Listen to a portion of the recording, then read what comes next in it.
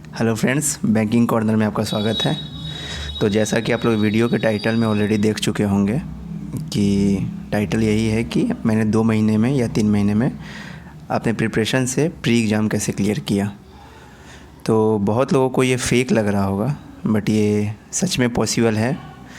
आप एक बार मेरी स्टोरी सुन लेंगे तो आपको भी विश्वास हो जाएगा कि हाँ, क्लियर किया जा सकता है, इसमें कोई टफ़ नहीं है। तो सबसे पहले मैं अपने बारे में कुछ बता देता हूँ। मेरा नाम नितेश कुमार है और मैं एक मरीन इंजीनियर हूँ। तो मार्च के महीने में मैं कोरोना के कारण मैं दूसरे कंट्री में मैं स्टक हो गया था। तो फिर कुछ इंडियन एम्बेसी ने मेरा हेल्प किया और फाइनली मैं इंडिया तक आ पाया। तो उसके आने के बाद मैंने सोचा कि मुझे अपना जॉब स्विच करना चाहिए। तो स्विच करने के लिए मैंने बहुत सारे फील्ड में पता करवाया कि कौन सा फील्ड ऑप्ट किया जा सकता है। तो मेरे काफ़ी सारे फ्रेंड्स बैंकिंग में थे, तो उन लोगों ने मुझे सजेस्ट किया कि एक बार बैंकिंग का सिलेबस देख लो और कितना जमता है उसके हिसाब से आप एक बार प्रिपरेशन करना स्टार्ट करना। तो मैंने जब प्रिपरेशन करने के लिए जब मैंने सिलेबस देखा तो मुझे काफ़ी अट्रैक्टिव लगा। मुझे लगा कि हाँ, ये किया जा सकता है। तो एक बार देखते हैं कि कितना टफ़ है। तो ये सब करते करते ऑलरेडी अप्रैल का महीना पहुंच चुका था, या अप्रैल हाफ पास हो चुका था। उसके बाद मैंने देखा कि इसमें एक रीजनिंग करके सब्जेक्ट है जिसका मुझे कुछ भी आइडिया नहीं था कि पजल क्या होता है, ब्लड रिलेशन क्या होता है, इनइक्वालिटी से लोग कुछ नहीं पता था। तो मैंने सोचा कि पहले फ्रेंड से ही पता लगाते हैं कि क्या करना चाहिए, कहाँ से स्टार्ट करना चाहिए। तो उन लोगों ने बोला कि उन लोगों ने कुछ यूट्यूब के 2-3 लिंक दिए, बोले कि ये पजल होता है कि पहले एक लो लेवल से स्टार्ट करो और फिर वहाँ से देखो तुमको क्या मतलब कितना समझ में आ पा रहा है। तो मैंने ऐसे ही यूट्यूब के चैनल पे 1-2 में सर्च किया, तो वहाँ से मुझे सिर्फ इतना आइडिया लग पाया कि कैसे पजल की कंडीशंस को लिखते हैं और कैसे फिर स्टार्ट करते हैं। थोड़ा थोड़ा मतलब बेसिक आइडिया लग गया।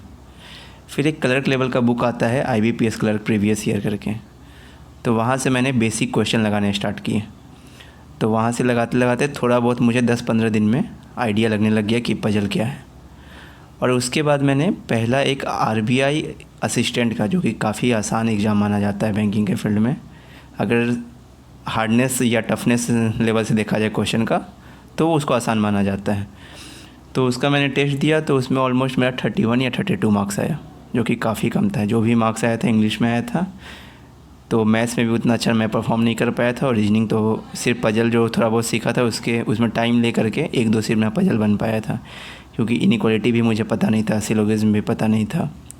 और अल्फ़ा न्यूमरिक थोड़ा बहुत पढ़ के वैसे ही जो नॉर्मल बाहर का बच्चा आया हुआ एक जैसा स्टूडेंट काउंट करेगा, ऐसे धीरे धीरे काउंट करके कुछ अल्फ़ा न्यूमरिक में रीच कर पाया था। उसके बाद फिर वैसे ही धीरे धीरे करके मैंने DI का कुछ वीडियो देखा, कुछ इधर उधर का देखा, तब मुझे रियलाइज़ हुआ। फिर मैंने कुछ मोटिवेशनल वीडियो भी देखा। फिर मुझे लगा कि मुझसे बैंकिंग नहीं हो पाएगा, कि कुछ स्ट्रेटजी में गड़बड़ हो रहा है, और कुछ कोचिंग वगैरह था नहीं, क्योंकि उस टाइम तक लॉकडाउन लग चुका था, तो मैंने कोई कोचिंग नहीं लिया था। तो मैं सोचा कि अब क्या करूं, बैंकिंग छोड़ देता हूं, कुछ और देखता हूं। तो मैंने कुछ मोटिवेशनल वीडियोस देखा, और उससे मुझे रियलाइज़ हुआ फाइनली, जब मैंने प्रीवियस ईयर जो ऑलरेडी जो सक्सेस ले चुके थे इस फील्ड में, या फिर मैंने सिलेबस देखा और उसका एनालिसिस किया, तो मुझे रियलाइज़ हुआ कि प्री और मेंस काफ़ी अंतर है। प्री क्लियर करने के लिए आपको उतना नॉलेज नहीं चाहिए, उसमें आपको स्पीड चाहिए। और इनफैक्ट अगर बैंकिंग का ही बात करें ना, तो एक लिमिटेड नॉलेज के साथ आपको स्पीड का सिंक्रोनाइजेशन करके आपको उसको चलाना होगा। क्योंकि अगर आप बैंकिंग के सेक्टर में अगर आप देखोगे तो एक टाइम बाउंडेशन एग्ज़ाम है। तो एक लिमिटेड टाइम में आपको लिमिटेड नॉलेज के साथ इसको एग्ज़ाम देना है।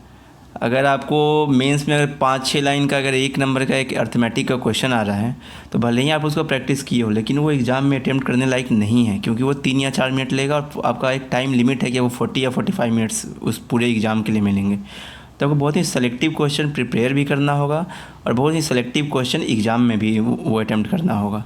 तो ऐसा मैंने बहुत सारा फिर यूट्यूब पर देखा कि बहुत सारे फैकल्टी ऐसे हैं जो कैट के क्वेश्चन उठा ले रहे हैं कहीं से भी, मतलब हाई, और स्टूडेंट उसको लाइक कर रहे हैं कि कितने अच्छे अच्छे सर क्वेश्चन करवा रहे हैं। बट लेकिन जब एक्चुअल ग्राउंड पे हम लोग उसको देखेंगे ना, तो उसका कोई यूज नहीं है, कोई बेनिफिट्स नहीं है उसका। वो सिर्फ आप उस टाइम तक बना लोगे, एग्ज़ाम में आप उसको वैसे भी स्किप करने वाले हो, और अगर उसको बनाने जाओगे तो ऐसे भी आपका एग्ज़ाम नहीं निकलेगा। ये मैं मेंस का बात कर रहा हूँ। अगर प्री का बात करूँ तब तो उतना हाई लेवल क्वेश्चन आता ही नहीं है, और उतना दिमाग लगाना उसमें है ही नहीं। एक थोड़ा बहुत आप बेसिक नॉलेज के साथ आप एक अपना स्पीड पे ध्यान दीजिए कि कैसे मैं अपने टैक्टिक्स या ट्रिक्स से उसको जल्दी से उसको अटेम्प्ट करूँ सिलेक्टिव क्वेश्चन को, और उसको बना के मैं आगे निकल जाऊँ। क्योंकि टाइम बहुत कम है, 20 मिनट का टाइम है और 35 क्वेश्चन है, तब को बहुत ही सिलेक्टिव क्वेश्चन बनाना होगा एक लिमिटेड नॉलेज के साथ। जैसे बहुत कोई का मैंने यूट्यूब पे ये भी वीडियो देखा तो मुझे काफ़ी परेशानी हुई। बहुत कोई ये सजेस्ट करते थे कि पहले पजल का सारा कंडीशन नोट कीजिए, उसके बाद फिर उसको सोचिए कि कहाँ से आसान पड़ेगा। ये चीज़ हाँ मेंस में कहीं ना कहीं आपको हेल्प करेगा, लेकिन प्री में ये कहीं से भी आपको हेल्प करने वाला नहीं है। अगर SBI PO का बात करें तो कहीं ना कहीं उसमें कुछ थोड़ा बहुत नॉलेज आता है काम, लेकिन बाकी एग्जाम्स का बात करें तो उतना नॉलेज का काम नहीं है। इससे बेहतर आप तब कर पाओगे जब आप जल्दी से उसको पढ़ के आप देख रहे हो कि अगर वो 2 या 3 कंडीशन में बनने वाला है तो 2 या 3 कंडीशन जल्दी से बनाओ। उसको बना के जितना देर बाद आप दिमाग लगाओगे उतना देर में आप उसको बना के टिक करके निकल जाओगे। तो ये एक सही स्ट्रेटजी का एक बहुत ज़रूरी है। अगर आप सही स्ट्रेटजी से अगर आप प्रिपरेशन नहीं करोगे तो चाहे आप कितना भी टफ क्वेश्चन लगा लो, आप अरुण शर्मा का मैथ्स बना लो कैट लेवल का, वो आपका निकलने वाला एग्ज़ाम नहीं है। क्योंकि बैंकिंग का एक लेवल है और एक टाइम लिमिट है, उस टाइम लिमिट के हिसाब से आपको प्रिपेयर करना होगा। तो आप लोग जैसा कि मेरा स्क्रीन पे आप रिजल्ट देख सकते हैं, ये मेरा सिर्फ और सिर्फ 3 महीने के प्रिपरेशन पे है।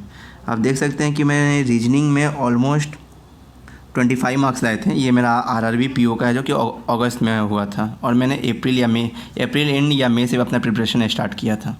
तो रीजनिंग में मैंने 25 स्कोर किया था और क्वांट में मैंने 23.5। हाँ, कट ऑफ मैंने जस्ट क्रॉस किया, ये मैं मानता हूँ। लेकिन उस टाइम का प्रिपरेशन मेरा ऐसा था कि मुझे आप लोग बिलीव नहीं करोगे कि मुझे जो सिलोगिज्म जो सारे बच्चे बना के आते हैं वो सिलोगिज्म मैं छोड़ के आया था, क्योंकि मुझे उस टाइम तक मेरा हो ही नहीं पाया था सिलोगिज्म मेरा कुछ हो पाया था बेसिक जो फ्यू या सम वाला होता है। मैं ओनली अ फ्यू मुझे पता ही नहीं था, तो वो मैंने 1 और 5 का 5 उसमें ओनली अ फ्यू आया था। अगर किसी ने एग्ज़ाम दिया हुआ 2020 का तो उसे पता होगा सिलोगिज्म का। मेरे शिफ्ट में 5 का 5 ओनली अ फ्यू का क्वेश्चन आया था। तो मैंने 1-2 अटैम्प्ट किया था कि उस टाइम मुझे लगा कि ओनली अ फ्यू और फ्यू सेम ही होता है, लेकिन ऐसा मैं नहीं था। 1-2 क्वेश्चन बनाने के बाद मुझे वो भी रियलाइज़ हो गया कि मैं कुछ गलत कर रहा हूँ। तो क्योंकि दोनों में नन ऑफ दी जा रहा था, तो एक वो फील आ जाता है कि कहीं ना कुछ वो रॉन्ग हो रहा है। तो मैंने बाकी 3 स्किप कर दिया और जो 2 बनाए थे वो भी रॉन्ग हो चुका था मेरा। तो फिर उसके बावजूद मैंने कट ऑफ क्लियर किया, सिर्फ और सिर्फ एक सही स्ट्रेटजी की वजह से। क्योंकि नॉलेज तो आप देख ही रहे हो कि मैंने उतना नॉलेज लिया नहीं था जिसको जो मैं बैंकिंग का प्री देने जा रहा हूँ, मुझे सिलोगिज्म का भी नॉलेज नहीं है। तो आप समझ सकते हो कि मेरा प्रिपरेशन का लेवल क्या होगा। लेकिन फिर भी मेरा प्री क्लियर हुआ। प्री क्लियर सिर्फ इसीलिए हुआ क्योंकि मैंने एक सही स्ट्रेटजी फॉलो किया। सही स्ट्रेटजी कि कौन से क्वेश्चन अटेम्प्ट करना है, कौन से क्वेश्चन में कितना टाइम देना है और किस टाइप के क्वेश्चन में कितना टाइम देंगे तो वो बन जाएगा। बाकायदा कि मैं एक सही वहीं पर दिमाग लगाने लग जाऊँ कि इसको छोटा एक कंडीशन में पजल को कैसे बना सकूँ, उसमें जितना टाइम देना जाता उससे अच्छा था कि मैं दो कंडीशन बनाता था और मैं बना के निकल जाता था। हाँ, मेंस के लिए मुझे थोड़ा दिक्कत हुआ था, लेकिन अनफॉर्चुनेटली मेरा मेंस नहीं निकल पाया था उस साल। इस बार फिर मुझे रियलाइज़ हुआ कि मेंस के लिए, क्योंकि मैं 2 महीना 3 महीने की प्रिपरेशन में उतना नहीं हो पाता है, GA भी पूरा बचा हुआ था। तो फिर उसके बाद मैंने उसका IBPS क्लर्क आया, जिसका मैं अगला रिजल्ट मैं शेयर करता हूँ। ये आप लोग देख सकते हो कि मेरा ही नाम है नितेश कुमार, मैं बिहार से हूँ। और मेरा IBPS क्लर्क ये भी मतलब जस्ट क्रॉस हुआ था कुछ 1.25 मार्क्स से, लेकिन क्लियर हो गया था। इस साल वैकेंसी काफ़ी कम थी, कट ऑफ हाई गया था मेरे स्टेट से, लेकिन फिर भी मैं क्लियर कर पाया था। मेरा इंग्लिश में 22.75 था, न्यूमेरिकल एबिलिटी 27.25 और रीजनिंग 22.5। तो ये सिर्फ एक सही स्ट्रेटजी की वजह से। मैं बिल्कुल इसमें बिलीव नहीं करूँगा कि मैं बहुत ज़्यादा नॉलेज लिया था या बहुत ज़्यादा प्रैक्टिस किया था। हाँ, टेस्ट सीरीज मैं लिया था, प्रैक्टिस किया था, उसे स्ट्रेटजी बनाया था कि किस तरह से सही मायने में हम लोग अपना स्पीड बढ़ा सकें। तो इसी स्ट्रेटजी से मुझे रियलाइज़ हुआ कि जो गलती या जो डिफ़िकल्टीज मुझे सामना करना पड़ रहा है इस यूट्यूब, जो बहुत सारे जो यूट्यूब चैनल्स भरे हुए हैं जो इधर उधर का क्वेश्चन प्रैक्टिस करवा रहे हैं जो कि रिलेवेंट नहीं है एग्ज़ाम पॉइंट ऑफ व्यू से, और मैंने देखा कि स्टूडेंट उसको फॉलो भी कर रहे हैं, लेकिन जबकि वो उतना वो सक्सेस देगा नहीं।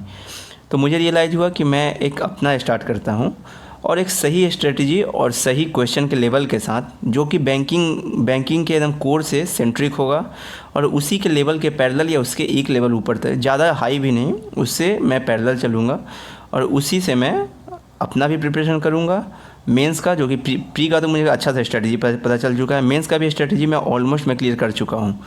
तो फिर क्योंकि मेरा ज़्यादा मार्क्स से मेरा मेंस रहा नहीं था, मेरा 4-5 मार्क्स से मैं छूट गया था। मैं रिजल्ट शेयर कर दूंगा, क्योंकि मेरा जीए भी एक बहुत बड़ा फैक्टर रहा था उसमें।